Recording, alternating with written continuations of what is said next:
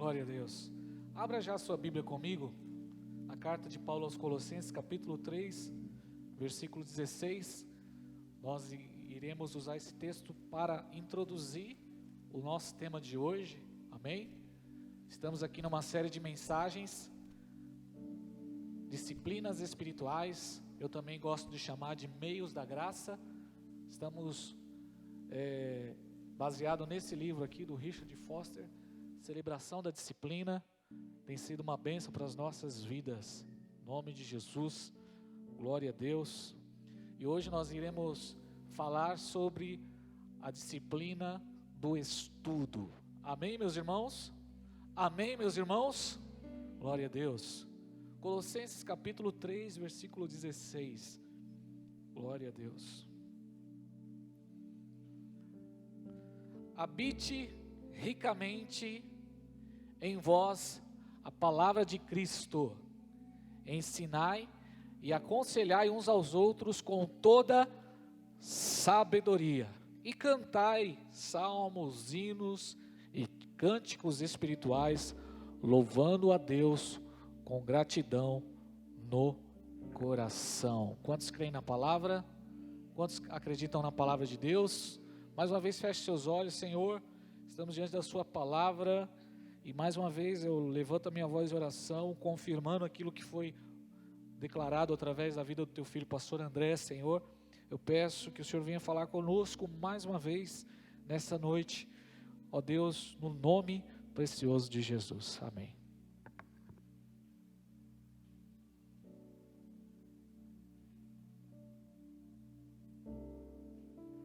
Vou amarrar o sapato aqui para não acontecer um acidente. Glória a Deus.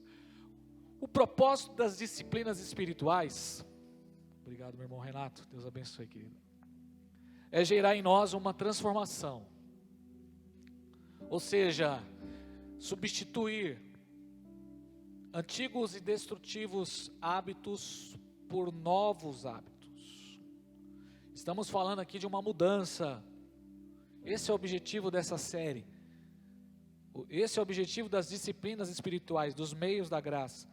Estamos falando de uma mudança de hábitos, uma mudança de cultura, uma mudança de visão.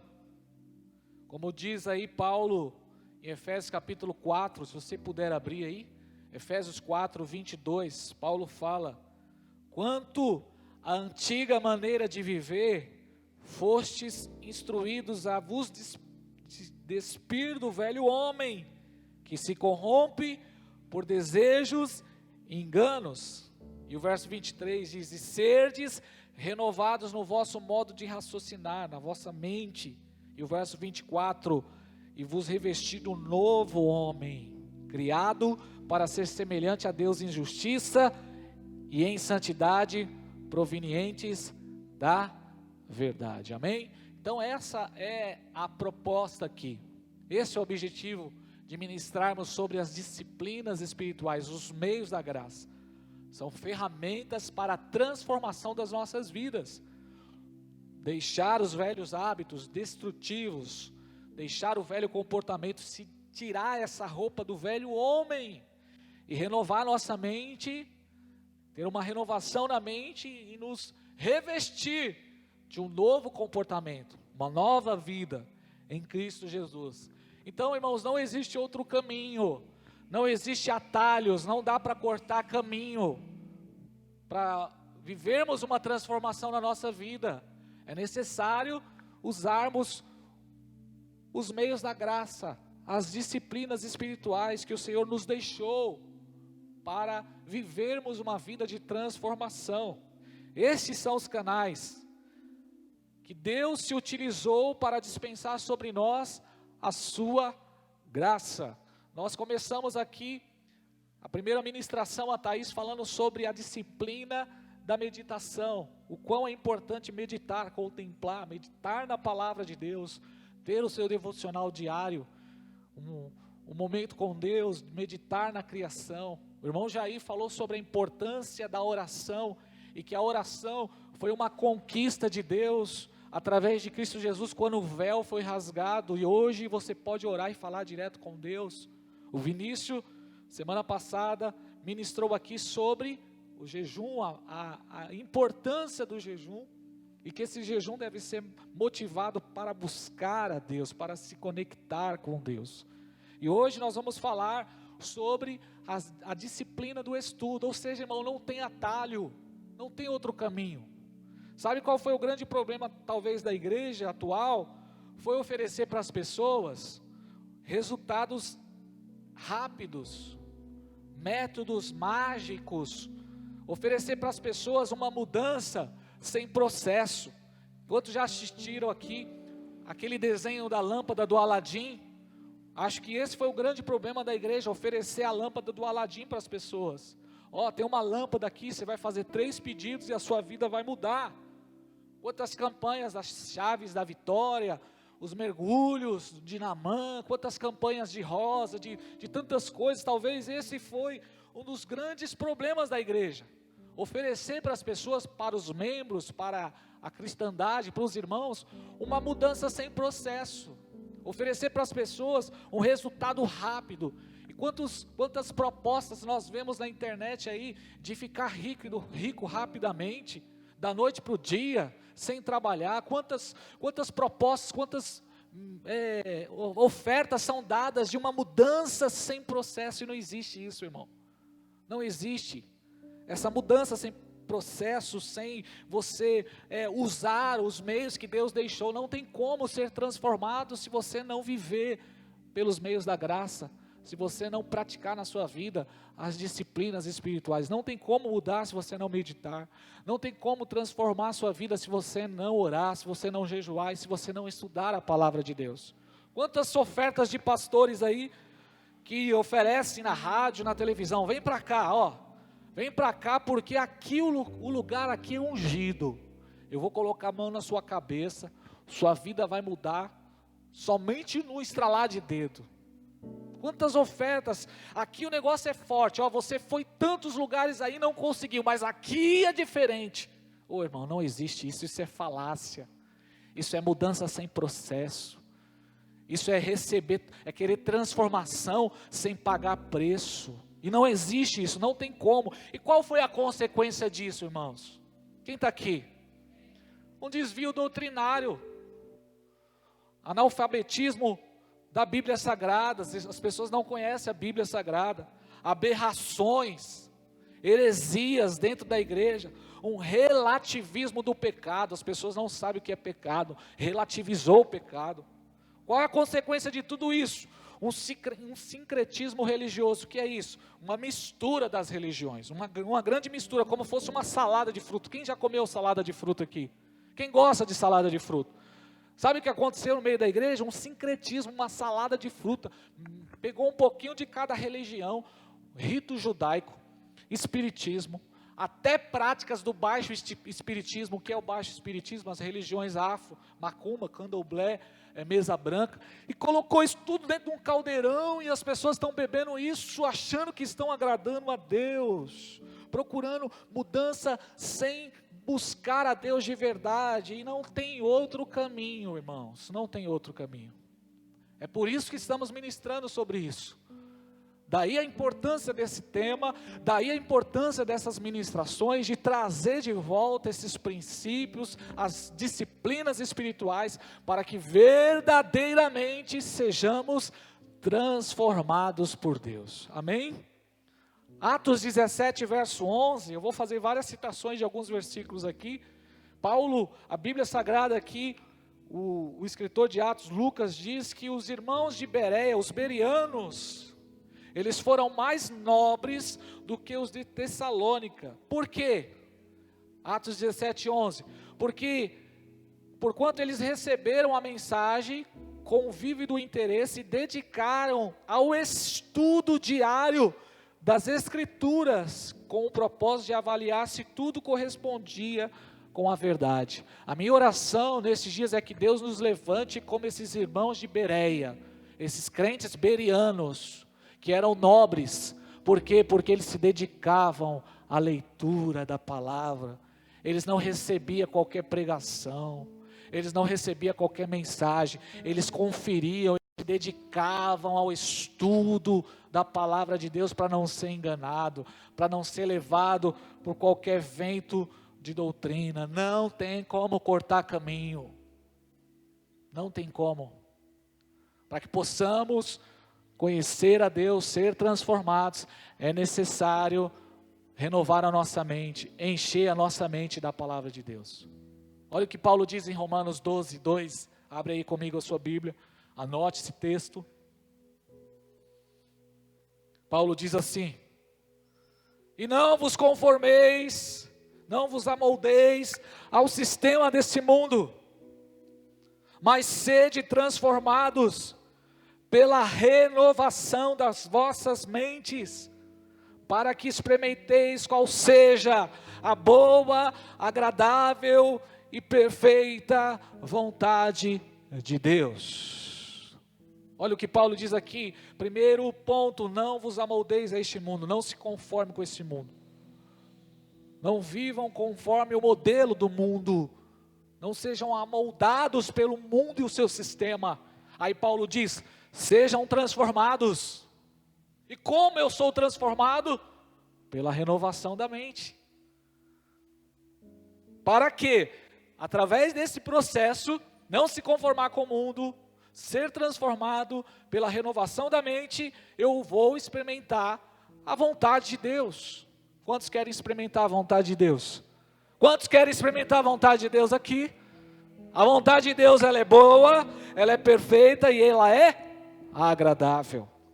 Mas o diabo é tão astuto que ele procura maquiar também a sua vontade. Como diz lá no livro de Gênesis, capítulo 3, se eu não me engano, verso 6, que quando a serpente ofereceu para Eva a proposta de quebrar a comunhão com Deus, ela apresentou aquele fruto que era bom, que era agradável e que era desejável. Muito semelhante a proposta do diabo, mas só a vontade de Deus é boa, é perfeita e agradável. Aqui nós vemos Paulo já trazendo para nós sobre essa disciplina do estudo, a importância de encher a mente, renovar a mente.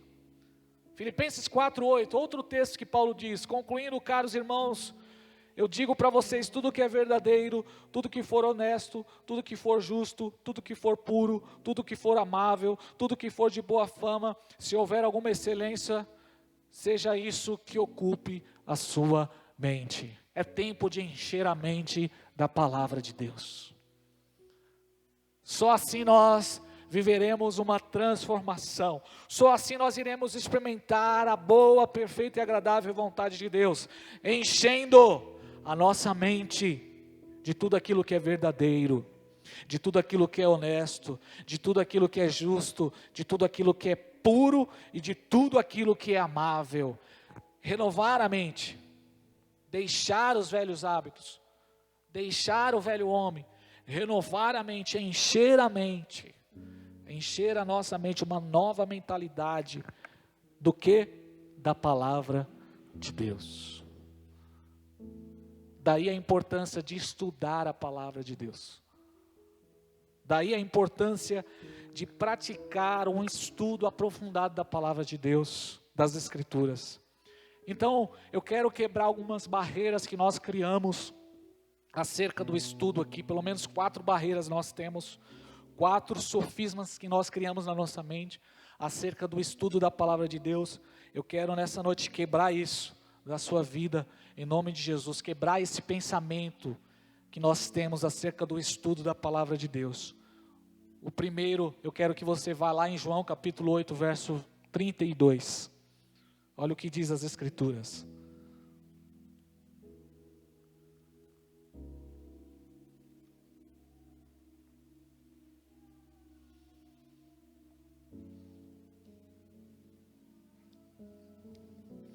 E conhecereis a verdade, e a verdade vos libertará. Possamos ler juntos? Vamos juntos? 1, 2, 3.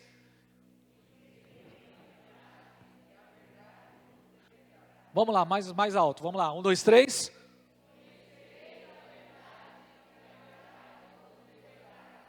Algumas barreiras que nós precisamos quebrar. Só há possibilidade de ser liberto através do conhecimento. O conhecimento liberta, a ignorância escraviza. O que é ignorância? Ignorância, quantos já foram xingados de ignorante aqui? Seu ignorante.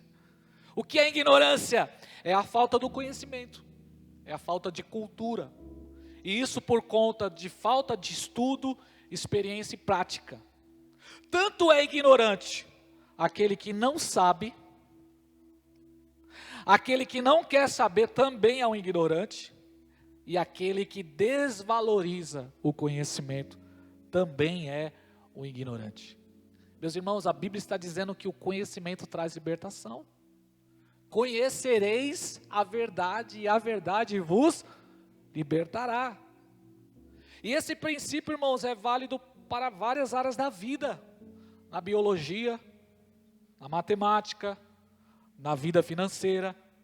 Conhecimento sobre a vida financeira te liberta. Quantas pessoas estão escravizadas na vida financeira por falta de conhecimento? Estão escravas.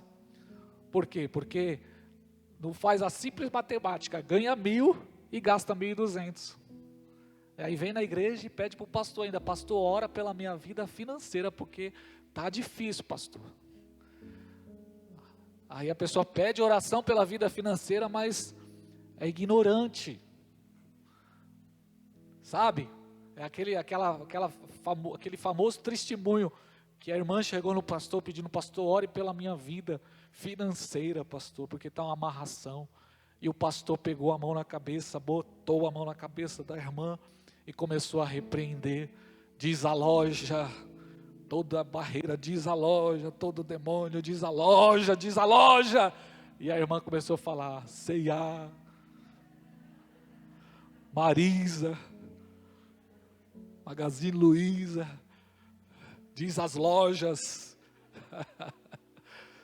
Ignorância na vida financeira, ignorância no casamento. Tem gente que está sofrendo porque acha que casamento está pronto. Casamento não está pronto, viu, Vitor? Casamento se constrói dia após dia. Há uma necessidade de conhecer os papéis no casamento. Conhecimento. A importância do conhecimento nos relacionamentos, mas principalmente na vida espiritual. Conhecer a verdade nos libertará da ignorância que nos escraviza. Uma citação do livro aqui, Celebração das Disciplinas. Muitos cristãos permanecem escravos dos medos, de ansiedade, simplesmente porque não desfrutam da disciplina do estudo. Vão à igreja, até fazem os seus ritos, mas não são transformados, porque não abraçam um dos principais meios que Deus usa para mudar o homem. Conhecer a verdade, e a verdade nos libertará. Então a primeira barreira que eu quero quebrar aqui, irmãos, que você e eu precisamos arrancar da nossa vida, é a barreira da preguiça da leitura. Olha o que diz 2 Timóteo 3,16, abra comigo a sua Bíblia, 2 Timóteo 3,16. Nós precisamos quebrar essa preguiça de ler. 2 Timóteo 3,16 diz assim, toda a Escritura é inspirada por Deus e é proveitosa para ministrar a verdade, para repreender o mal, para corrigir os erros e para ensinar de maneira certa como viver, a fim de que todo homem de Deus tenha capacidade e pleno preparo para realizar todas as boas obras. Então nós precisamos quebrar essa barreira da preguiça da leitura. Por quê, pastor? Porque toda a Escritura, ela é inspirada por Deus. Se você é um cristão, quantos são cristãos aqui? Quem é cristão? Todo cristão, ele precisa amar a leitura. Ele precisa amar livros. Principalmente a Bíblia. Por quê? Porque o nosso Deus, ele nos deixou um livro para nós. Por isso que eu devo amar a leitura, porque o próprio Deus deixou um livro para nós. A Bíblia Sagrada, regra de fé e de prática. Se você gosta, se você não gosta de ler, ô irmão, te convido, muda de religião. vai para o hinduísmo, budismo, porque cristão, ele gosta de ler, cristão precisa amar a leitura, porque o próprio Deus deixou um livro, a Bíblia Sagrada. Nós precisamos repreender essa preguiça da leitura das nossas vidas, amém, meus irmãos? Quantos estão aqui? Vamos repreender essa preguiça que criamos na nossa vida. Quais são os benefícios da leitura? Irmão, quando você lê, melhora o seu funcionamento do seu cérebro. Sabe o tic-teco que está parado, enferrujado? Você precisa ler, porque vai trazer saúde mental. A leitura traz isso como benefício, estimula a criatividade. Tem gente que não tem criatividade, não consegue criar nada, não consegue viver coisas novas. Por quê? Porque não tem o hábito de ler. A leitura vai gerar em você, vai estimular a sua criatividade. A leitura vai despertar o seu senso crítico. Você vai olhar e você não vai aceitar qualquer coisa. Você tem um senso crítico agora. Não é qualquer coisa que o pastor Júnior vai lá e fala que você aceita, porque você tem o hábito de ler. A leitura vai melhorar a sua fala. Sabe, o nós vai, o nós fica, o a gente vamos, isso muitas vezes nós falamos por falta de leitura. Então, você pode levantar sua mão aí e repreender essa preguiça de ler da sua vida. Fala, eu repreendo a preguiça de ler da minha vida. Vai, vamos lá, irmão, vamos lá, exercita isso aí. Fala, eu repreendo a preguiça de ler. Cristão precisa ler, amar a leitura, porque o próprio Deus deixou um livro, a Bíblia Sagrada, irmãos, foi Deus. Toda a Escritura é inspirada por Deus, toda a Escritura. A leitura vai melhorar a memória, sabe? Quando você lê, a sua memória vai melhorar, amém? Então vamos repreender essa primeira barreira, preguiça de ler. Isso aí não faz parte de um cristão. Uma coisa, irmãos, é a pessoa que tem dificuldade de ler por conta de não conseguir ter estudado e tantas coisas. Isso é um fator, isso é algo que nós devemos levar em conta.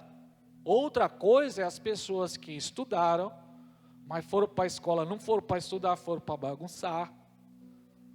Eu falo para os irmãos, quando eu entrei na faculdade, eu tive que correr atrás. Por quê? Porque eu estudei em colégio público, da Corso, Irene, Centenário, só faculdade boa eu estudei, irmão. Tem gente que estudou no Major aqui. Quem estudou no Major aqui, levanta a mão. Misericórdia, o sangue de Jesus tem poder. Vocês estão vivos? Está vivo, Renato? Quando eu entrei na faculdade, eu senti falta.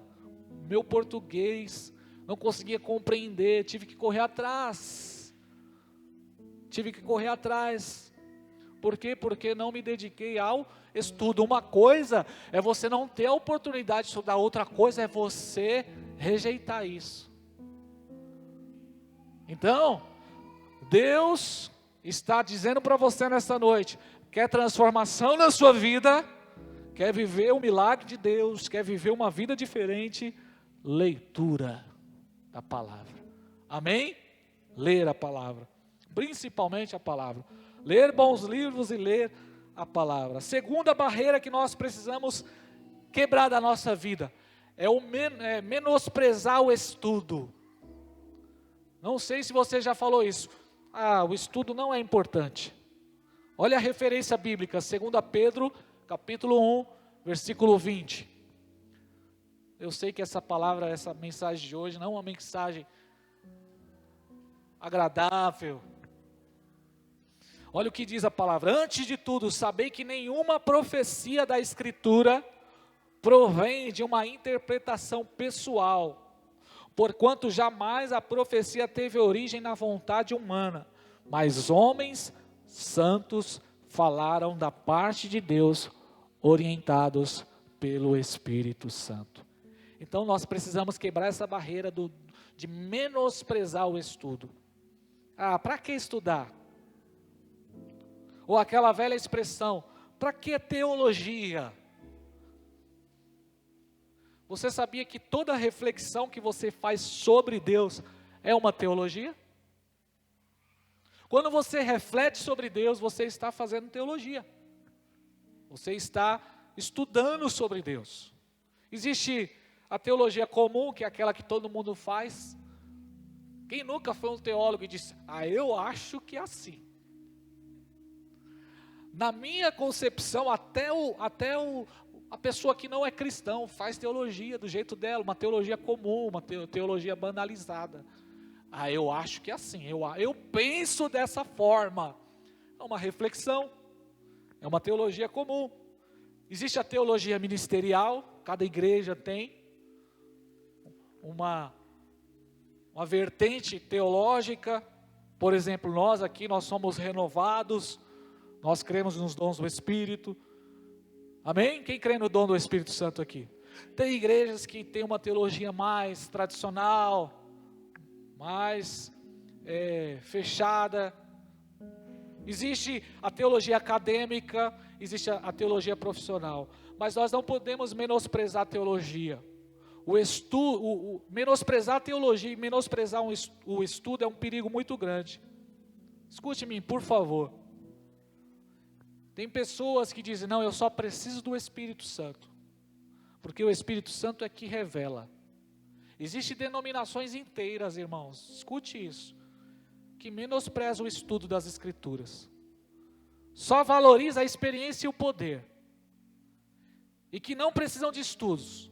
E dizem o seguinte, os irmãos que estudam, eles são incrédulos. O estudo bloqueia as pessoas, bloqueia a manifestação dos dons. O estudo deixa a pessoa fria. Chegam até dizer, algumas dessas denominações aí, que nós que estudamos a Bíblia, nós comemos comida amanhecida. E que eles comem o alimento fresco que vem quentinho do céu. Que é só abrir a boca. Usa um texto de Jesus de Lucas 12, dizendo, não, vocês não precisam falar, porque eu colocarei palavras na boca de vocês. Mas João 14, 26 diz assim, o Espírito Santo é quem o Pai enviará em meu nome. Esse vos ensinará todas as verdades e vos fará lembrar. O Espírito Santo lembra, irmãos, de tudo que eu vos disse. Ou seja, você só vai lembrar se você tiver ouvido, estudado.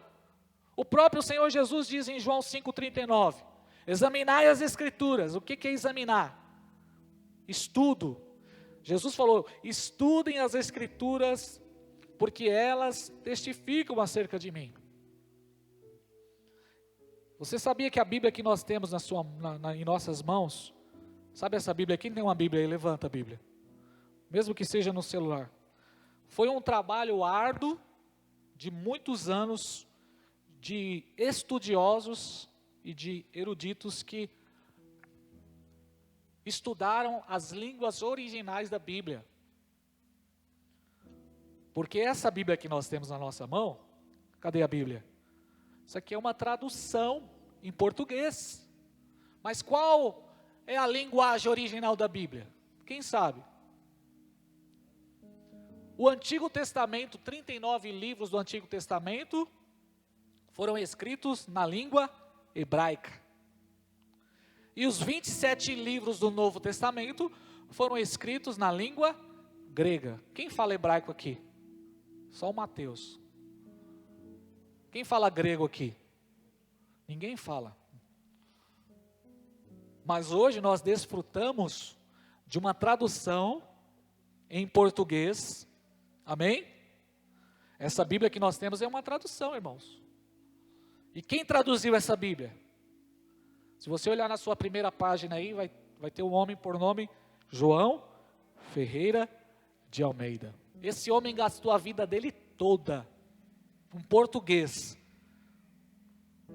1628. 14 anos de idade se converteu, saiu da igreja católica, foi para a igreja reformada holandesa. A partir de então se dedicou exclusivamente para traduzir a Bíblia para o português. Ou seja, nós só temos a palavra de Deus hoje nas nossas mãos, desfrutamos dessa palavra, porque alguém dedicou toda a sua vida, foi toda a vida deste homem, dedicada a traduzir a Bíblia das suas línguas originais para o português. Existem aí duas traduções do João Ferreira de Almeida: a Revista Corrigida e a Revista Atualizada. Existem outras que foram se atualizando, mas a primeira é a João Ferreira de Almeida. Ele se converteu na igreja holandesa, traduziu a Bíblia, e hoje nós temos acesso à Bíblia porque alguém se aprofundou no estudo, porque alguém dedicou a sua vida às línguas originais, a conhecer os detalhes das línguas, da língua original, e traduziu a Bíblia para o português. Assim como outras traduções que existem. Talvez alguém aqui tenha a Bíblia King James.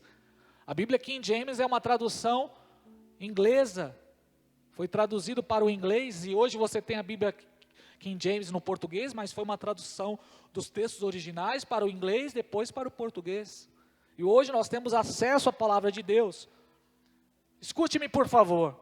Existe aí muitas pessoas, muitos povos que ainda não foram alcançados, não tem uma Bíblia sequer, um Novo Testamento na sua língua original. Existe um pastor missionário aí, que ele foi fazer missão na África. Quando ele chegou lá, ele começou a pregar o Evangelho, e havia ali um homem que traduzia ele. Mas houve um bloqueio, as pessoas ali daquela aldeia que ele estava, eles começaram a questionar o amor de Deus. Chegaram a dizer para ele: se Deus nos ama realmente, por que nós não temos esse livro no nosso idioma? Foi quando ele foi constrangido pelo Espírito Santo, e ele foi levantado, e ele levantou uma organização para traduzir a Bíblia para os povos não alcançados.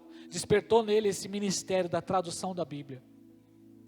E ele criou uma agência missionária, e ele traduziu a Bíblia para vários povos não alcançados. Eu fiz uma pesquisa hoje, na agência Além, uma agência brasileira, 2.000 idiomas, que ainda não tem a Bíblia no seu dialeto. 850 só na África, 850 pessoas, 850 povos, idiomas só na África que não tem a Bíblia traduzida. É importante estudar a Bíblia, sim ou não, irmãos? Sim ou não, irmãos? Então nós não podemos menosprezar isso, amém? Não menospreze. Você só está ouvindo esse sermão hoje porque alguém teve que estudar. Nós só estamos desfrutando desse tesouro aqui nas nossas mãos porque alguém se dedicou a estudar. Então não menospreze o estudo. E eu quero dizer, além disso, eu quero dizer para os irmãos que ainda, mesmo assim, o trabalho não pode parar, porque o idioma, a linguagem, ela se movimenta, ela não para. Então, há uma necessidade de sempre estar atualizando. Quem lembra de 1 Coríntios 13? Talvez os irmãos mais velhos vão lembrar de 1 Coríntios capítulo 13, quando Paulo fala acerca dos dons ali, do maior dom. A palavra traduzida era a palavra ágape, que é a palavra amor. Traduzida lá na década de 70, 80, era a palavra caridade. Quem lembra disso? Alguém lembra dessa? Quem lembra? Só os mais velhos aí. Mas a palavra amor era a palavra caridade. Mas essa palavra ela foi se perdendo. Então houve uma necessidade de atualizar. Já pensou o noivo aqui? Quem está noivo aqui que vai casar? O servo de Deus ali vai casar com a Gabi.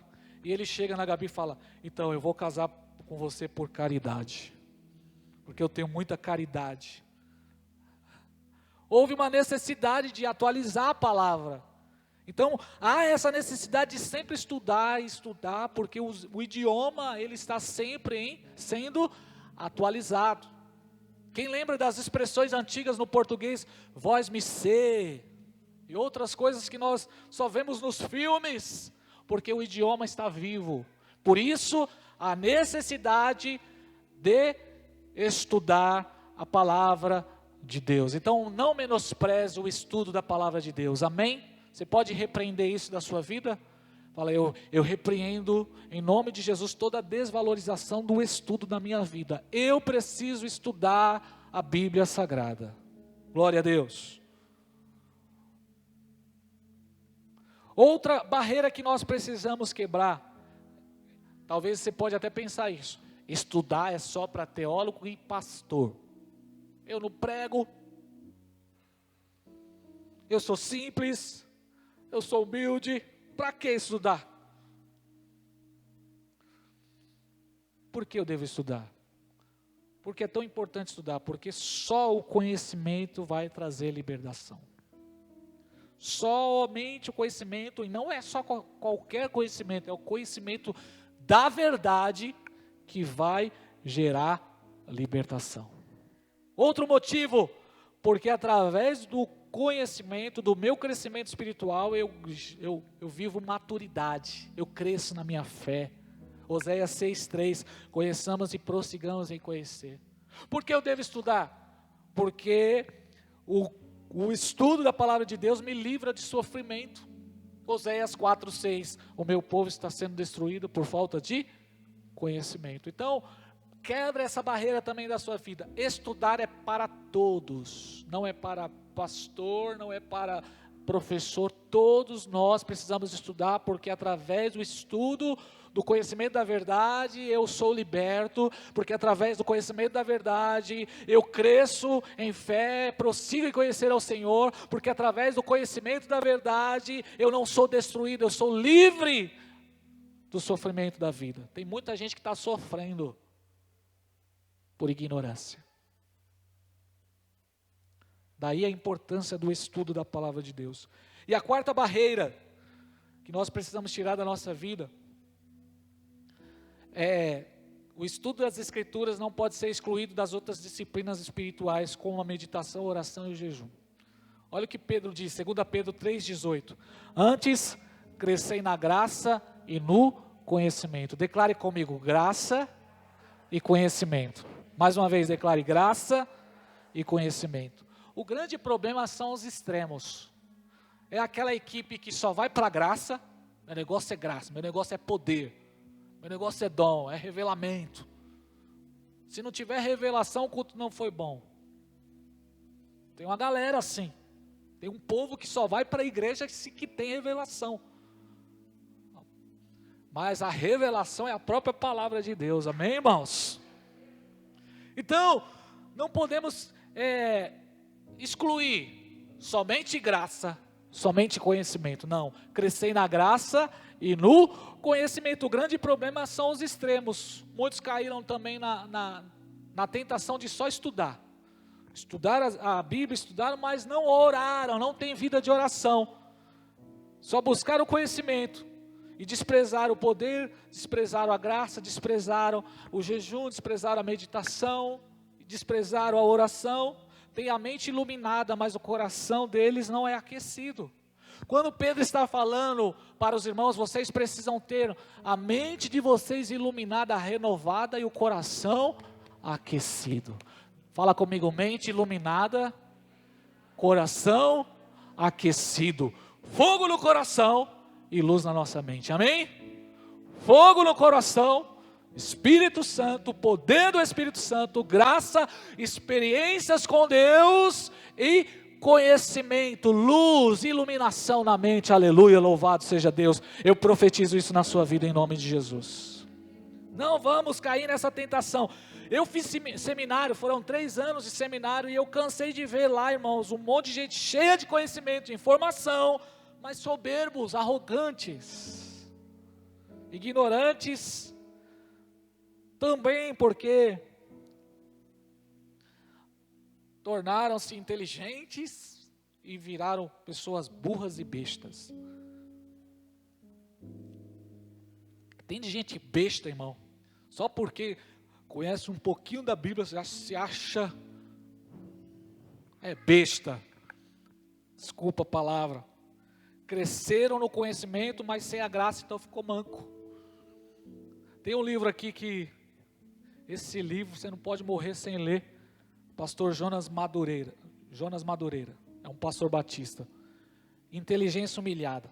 Nesse livro aqui ele faz uma análise sobre fé e razão. E ele diz assim que, no livro, que a fé e a razão precisam andar de mãos dadas. Porque a gente tem a visão, ou você é crente, ou você é inteligente, as duas coisas não dá. E ele quebra isso aqui no livro, sabe? Não, crente inteligente não dá para ser, ou você é crente, ou você vive na fé, ou você é inteligente.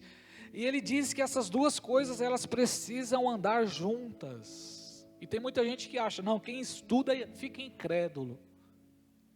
Falácia, nada a ver, irmãos. E sabe qual é o que ele diz aqui no livro que me chamou a atenção? Ele diz que o problema não é estudar, o problema está, eu já estou encerrando, vamos lá. O problema está no coração de quem estuda. Não adianta estudar, adquirir conhecimento sem estar com o coração purificado. É o que eu falei, coração aquecido e mente iluminado. O ato mais inteligente, olha o que ele diz aqui, ele diz uma frase aqui que me marcou. O ato mais inteligente e mais profundo que o ser humano pode realizar é a oração. Ele cita aqui um padre do século IV que diz assim: se você é teólogo, você vai orar verdadeiramente. E se você orares verdadeiramente, serás um teólogo. Não dá para estudar a Bíblia sem a disciplina da oração.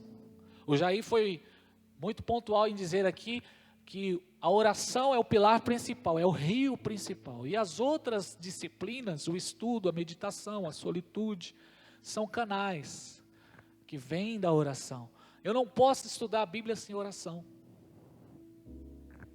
A oração é a aplicação mais admirável e mais completa da inteligência. Ou seja, quem é inteligente ora. Você pode dizer isso para alguém que está do seu lado? Se tu é inteligente, tu vai orar.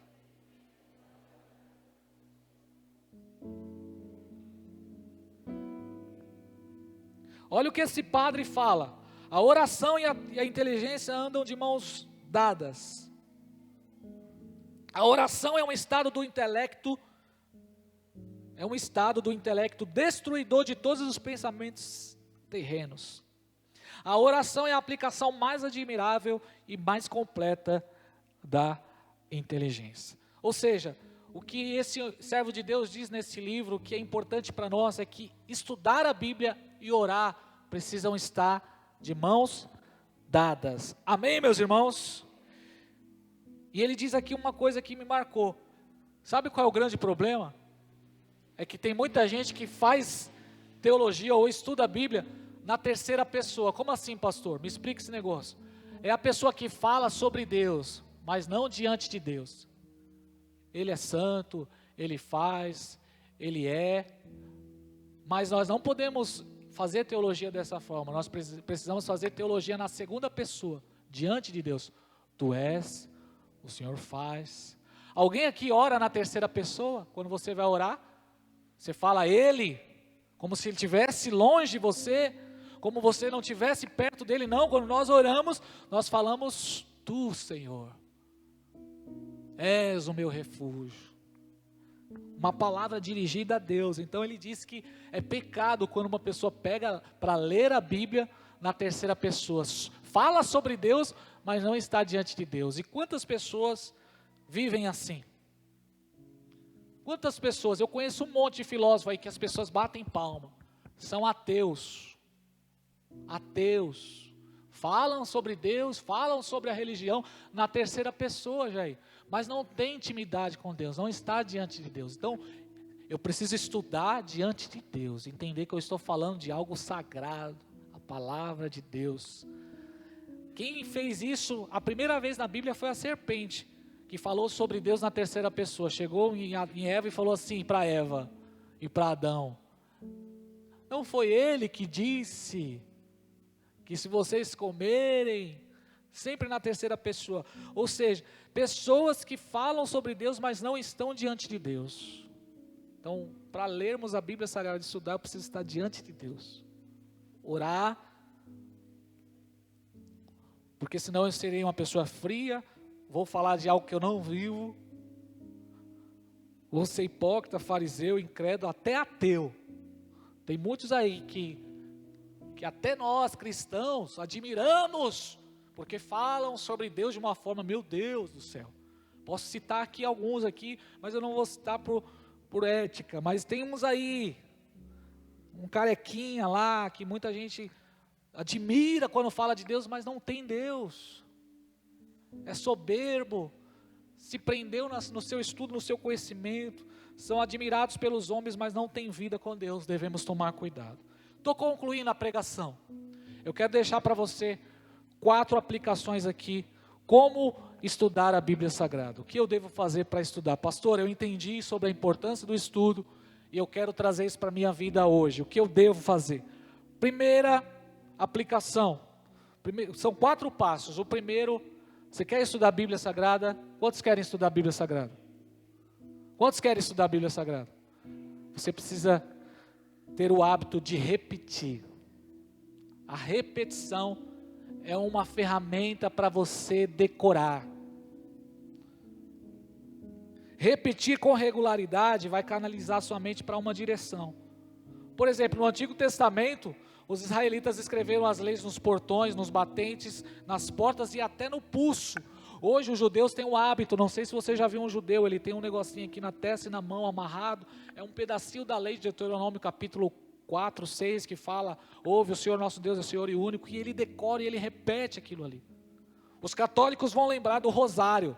Alguém já usou rosário aqui? O rosário é aquele crucifixo lá que tem vários pontinhos, você pega no primeiro e você repete aquela oração. Para você não se esquecer, você pega no segundo. É uma estratégia que nós menosprezamos, mas traz de forma pedagógica, vai fazer você decorar. Eu pergunto aqui nessa noite, não quero passar vergonha, quantos versículos você tem decorado da Bíblia? Se eu pedisse para você hoje, pastor, se eu chegasse em você hoje aqui, vem cá, fulano, 5 versículos decorados da Bíblia e o endereço, você passaria nessa, ou você seria reprovado? Ou seja, irmãos, precisamos decorar, repita a Bíblia, leia a Bíblia em voz alta, você precisa decorar versículos, você precisa ter isso na sua mente guardado, você precisa entender isso, porque quando você estiver diante de uma dificuldade, quando você estiver diante de uma tribulação, você vai se lembrar, a palavra de Deus diz, eleva os meus olhos para o monte, de onde virá o meu socorro, Salmo 121, o meu socorro vem do Senhor que fez os céus e a terra, aleluia, porque você tem a palavra.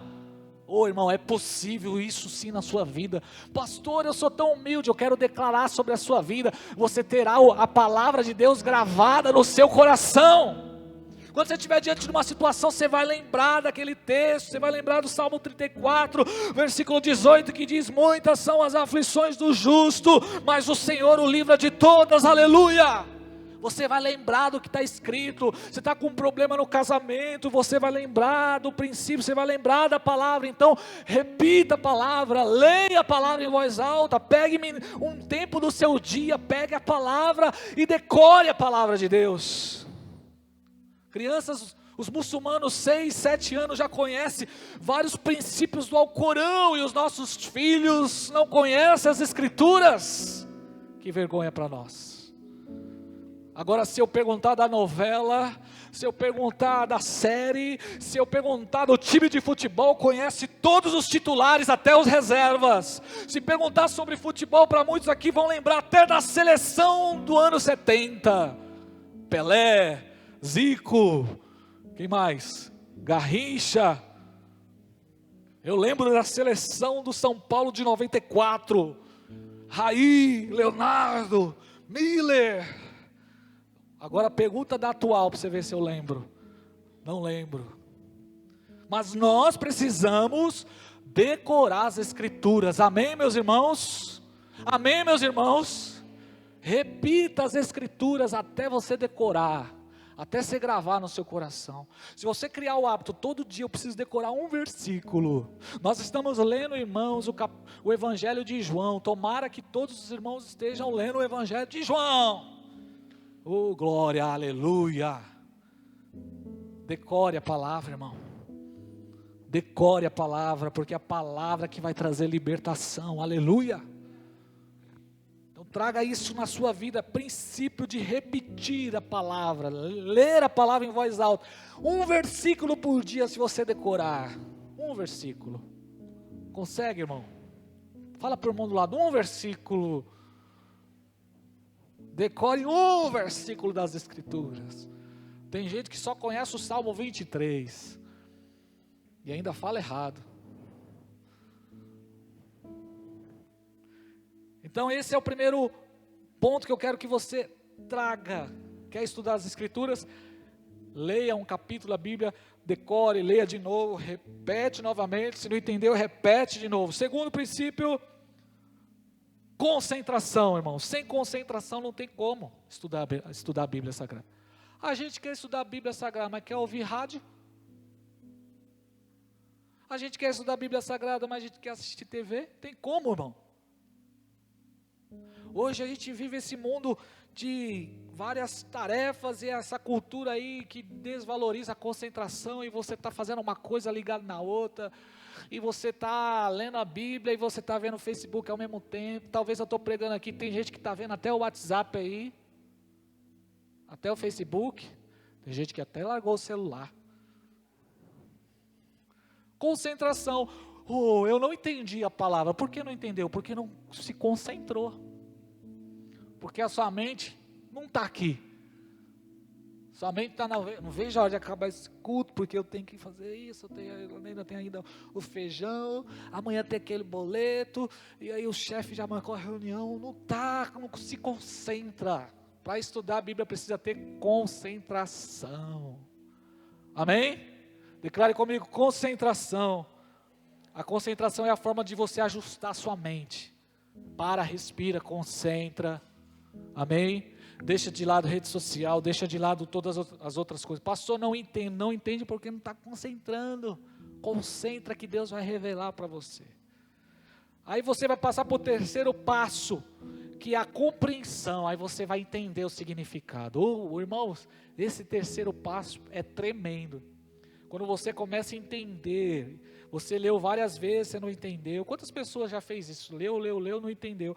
Aí você lê de novo e você insiste, daqui a pouco aparece ali uma chave e fala, meu Deus, como é que eu não enxerguei esse negócio? Como é que eu não vi isso aqui? Porque é como uma lâmpada que é acesa assim, ó. Você recebe uma revelação de Deus, isso é tremendo.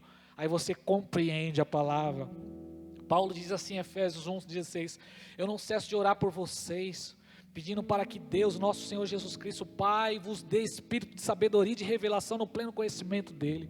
A oração de Paulo pelos irmãos era, Deus, traga revelação para essa igreja, traga sabedoria para esses irmãos, traga, Senhor, esse espírito de sabedoria, de revelação no pleno conhecimento de Deus. Eu quero ser surpreendido por irmãos aqui, chegando no final do culto, ou compartilhando, pastor, Deus me deu essa palavra, Deus me deu essa revelação, pastor, Deus me deu esse direcionamento, aleluia. Isso não está restrito a só o pastor da igreja. Isso é para você, meu irmão, para você, crente, para você, baterista, para você, servo, para você, tocador. Isso é para nós, para a igreja do Senhor, amém? Compreender. Então repete comigo, repetir, concentrar, compreender. E por último, o último passo, reflexão. Embora a compreensão defina o que estamos estudando, a reflexão estabelece o que é importante para nós. Você vai refletir, você vai falar, isso eu aplico na minha vida. Essa verdade diz respeito a essa área da minha vida. É uma reflexão. Esse assunto me dará uma chave para me resolver essa situação na minha vida. Porque isso é a palavra de Deus. Amém? E por último, para encerrar, pode ficar de pé em nome de Jesus. Estudar as Escrituras faz de nós sermos sempre alunos. Ou você acha que é por acaso que Jesus chamava aqueles 12 homens que ele escolheu de discípulos? O que significa a palavra discípulo? Alguém sabe? Aprendiz, aluno. Quando você estuda, você é um aluno. Nós somos discípulos de Jesus. Estamos aprendendo. E quando você se dispõe a estudar, você está dizendo: eu sou humilde. Eu reconheço a minha limitação. Eu reconheço que eu preciso agir como aluno e não como professor. Quando você menospreza, você está dizendo que você já é professor. Não, eu já sou professor. Eu já manjo tudo, não preciso, pastor. Já está tudo aqui, ó, na minha cachola. Eu não preciso, eu sei. Agora, quando você se submete à disciplina do estudo, você está reconhecendo a sua insignificância, a sua humildade. Você está reconhecendo que você é um aluno e que você precisa aprender. Louvado seja Deus. Oh, irmãos, a minha oração nessa noite, para que Deus venha despertar aqui uma paixão por estudar as Escrituras, por estudar a palavra de Deus. Essa é a minha oração. Não tem mágica, não tem uma varinha mágica, não tem método rápido, não tem. Quem oferece isso está te enganando, é falso profeta. Não tem transformação de vida sem renovação de mente, sem passar pelo processo, sem se submeter às disciplinas, estudar, se aprofundar e buscar a revelação e a sabedoria que só tem na palavra de Deus. Salmo 119 diz: jovem, você quer vencer? Busque a palavra. É através da palavra que você vai vencer. O salmista diz: escondi a tua palavra no meu coração, para não pecar contra ti, Senhor. O Senhor falou para Josué: Josué, esforça-te, tenha de bom ânimo, eu fiz de você um general. Medita na palavra dia e noite, e assim você será bem sucedido. Bem-aventurado o varão que não anda segundo o conselho dos ímpios, nem se detém no caminho dos pecadores, nem se assenta na roda dos escarnecedores da faculdade, do trabalho, da rua, da vizinhança, da calçada.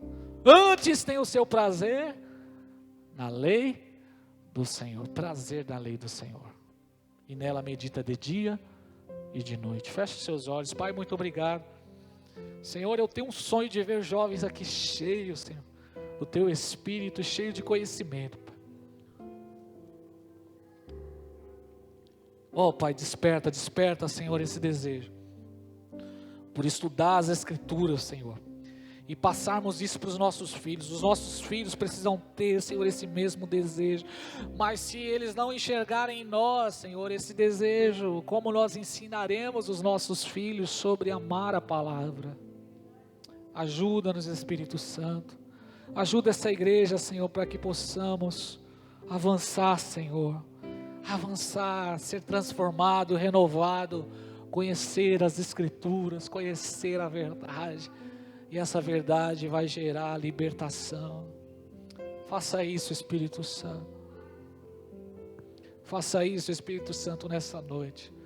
Não só crentes que vivem de experiências, de poder, mas estão crescendo na graça e no conhecimento. Faça isso, Espírito Santo, eu imploro, Senhor. Faça essa oração como a oração de Paulo. Oh Deus, eu peço que o Senhor derrame espírito de sabedoria e de revelação. Oh Espírito Santo, faça isso, Pai. Faça isso no nosso meio. Não sejamos analfabetos das Escrituras. Não sejamos levados por qualquer vento de doutrina, qualquer informação. Ajuda-nos, ó Deus, a estarmos alicerçados na palavra.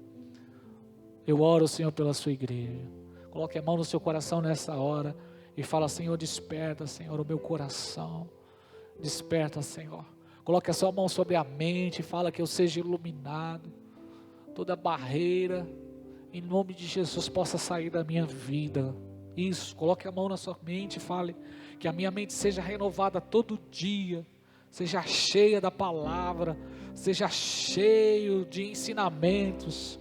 Na hora que eu precisar, que eu estiver numa situação difícil, que eu possa lembrar das Escrituras, que eu possa lembrar das verdades, que eu possa lembrar da palavra que vai dirigir a minha vida, que seja lâmpada para os meus pés. Na hora que a ansiedade bater o meu coração, ela venha encontrar a minha mente cheia da palavra de Deus. Aleluia. Sim, Jesus. Sim, Senhor, faça isso em nossos corações, faça isso na nossa mente. Eu oro nessa hora, Pai. Eu oro nessa hora, Jesus. Aleluia. Você pode terminar esse momento agradecendo a Deus por essa palavra, por esse direcionamento que Deus te deu. Ensina-me os teus caminhos, ensina-me, ensina-nos, Senhor, em Ti confio.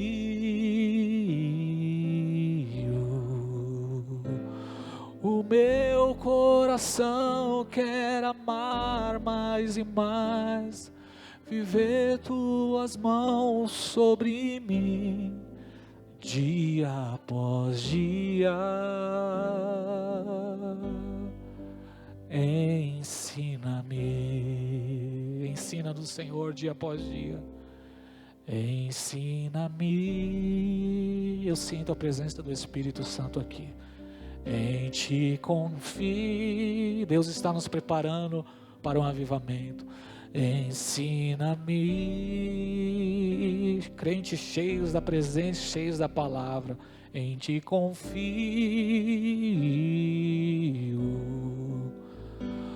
O meu coração quer Te amar mais e mais, viver com Tua mão sobre mim, dia após dia. Ensina-me. A letra está aqui na tela, vamos declarar do começo. Ensina-me. Coloca do começo aí. Os Teus caminhos. Você pode pegar a sua Bíblia. Ensina-me. Em Ti confio. Declare: o meu coração quer Te amar mais e mais, viver com Tua mão sobre mim, dia após dia. Ensina-me, ensina-me. Aleluia. Ensina-me os Teus caminhos, os Teus caminhos. Ensina-me, em Ti confio, em Ti confio. O meu coração quer Te amar mais e mais, viver com Tua mão sobre mim, dia após dia. Ensina-me. O meu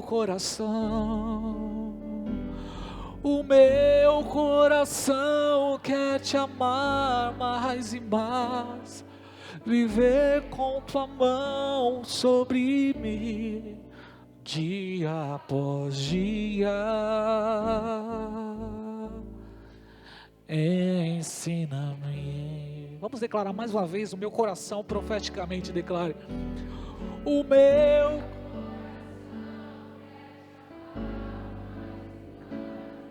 viver com Tua mão sobre mim, dia após dia. Ensina-me. Aleluia. Glória a Deus. Obrigado, Jesus. Louvado seja o Seu nome, Jesus. Glória a Deus.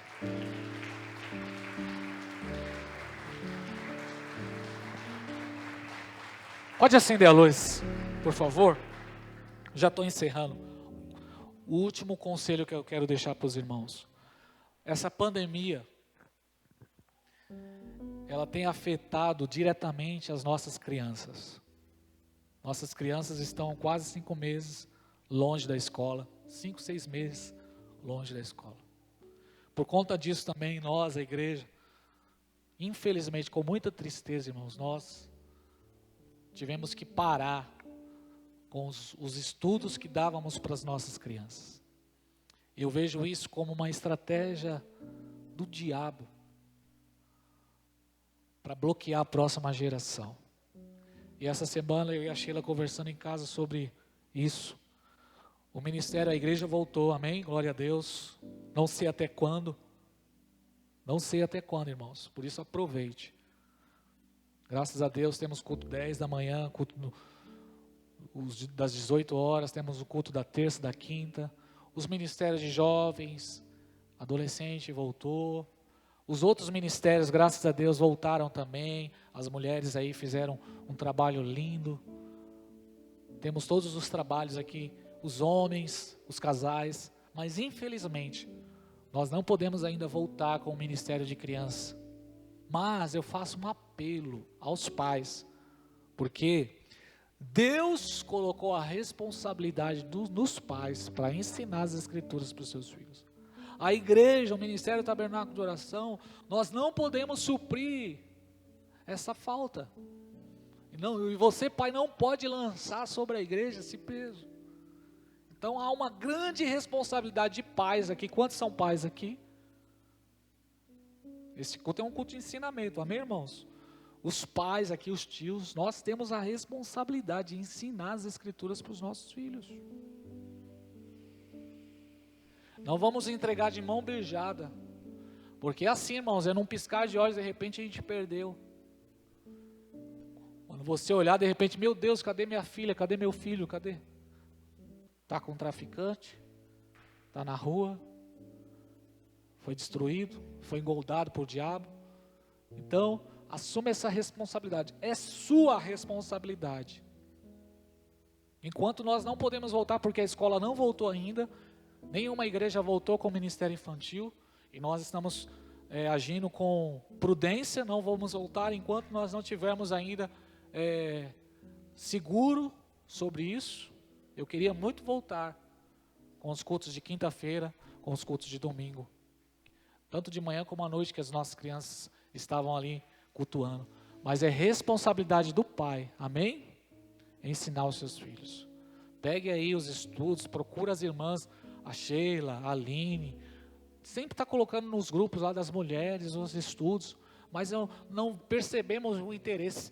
A Jaque, que fazem para nós, não percebemos o interesse das mães e dos pais, que é sua responsabilidade ensinar o seu filho, cobrar do seu filho para que ele aprenda a palavra de Deus. O Mateus, ele ama o Homem-Aranha. Ontem ele ganhou a capa do Homem-Aranha, meu Deus, que alegria. Tem muita coisa do Homem-Aranha, mas eu como pai, eu preciso, mais que o Homem-Aranha, ele precisa amar Jesus. Né, Mateus? Homem-Aranha, né, papai? Tudo Homem-Aranha. Tem que comprar uma Bíblia do Homem-Aranha, irmãos.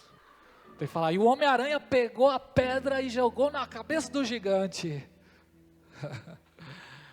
Nós precisamos ensinar os nossos filhos. Amém? Vamos encerrar, glória a Deus. Que a graça de nosso Senhor e Salvador Jesus Cristo, que o amor de Deus e que a comunhão do Espírito Santo esteja sobre nós hoje para sempre. Quem crê, diga... Deus te abençoe em nome de Jesus. Tchau, gente.